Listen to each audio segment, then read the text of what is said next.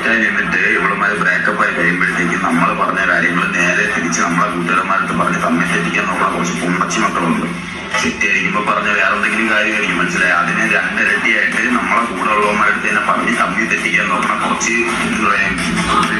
എനിക്ക് ഉറപ്പായിട്ടുണ്ട്. ഇപ്പം പറഞ്ഞ 100% സത്യം. കാരണം നമ്മളെ ചെയ്യുമ്പോ നമ്മ എന്താ പറയാ, നമ്മുടെ കൂട്ടുകാരെ കുറിച്ച് നല്ലതെല്ലാം ഓപ്പണായി പറയുള്ളൂ. നമ്മളുടെ ആണെന്ന് പറഞ്ഞിട്ടാണ് നമ്മ അവളോട് എല്ലാം ഓപ്പണായി പറയാം.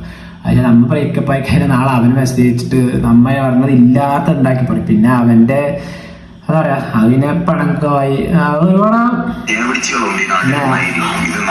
മുത്തപ്പത്തിൽ വിളിച്ചാൽ ഒരു തെറ്റൂല, കാട്ടായിട്ടുള്ളവർ. പിന്നെ അവൻ പിന്നെ പണങ്ങും. പിന്നെ നമുക്ക് നല്ലൊരു കൂട്ടുകാരുമാരില്ലാത്തൊരവസ്ഥയോളാ അത് കഴിഞ്ഞ നിന്റെ കൂട്ടുകാരനെ പറ്റിയിട്ട് അവന്റെ എക്സ് നിന്റെ അടുത്ത് എന്തെങ്കിലും വന്ന് പറഞ്ഞു കഴിഞ്ഞാൽ ആദ്യം നീ പോയി അവന്റെ അടുത്ത് ചോദിക്കണം. അവന്റെ അടുത്ത് ചോദിക്കാതെ നീ അത് സത്യമാണെന്ന് വിചാരിച്ച് വെച്ചുകൊണ്ടിരിക്കുകയാണെങ്കിൽ നീയാണ് ഏറ്റവും വലിയ ഊമ്പൻ. ഈ ജീവിതത്തിലോട്ട് കയറി വന്ന് നീ തന്നെ ഊമ്പത്തിനെ കാണിച്ച് നീ തന്നെ ഇറങ്ങിപ്പോയിട്ട് പിന്നെ എന്തിനാണ് ഈ പാവപ്പെട്ട പയ്യന്മാരെ തമ്മിൽ തെറ്റിക്കാൻ നോക്കുന്നത്?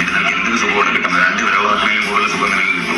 ഉമ്മച്ചിമോളെ, ഈ സ്വഭാവം വെച്ചുകൊണ്ടുള്ള പെണ്ണുങ്ങൾ തമ്മിൽ പറയാനുള്ളത്, ഈ സ്വഭാവം വെച്ച് അധികാരം ജീവിക്കില്ല കേട്ടോ. അവനെങ്കിലൊക്കെ തന്നെ അടിച്ചു കൊല്ലും. ഉറപ്പായിട്ടും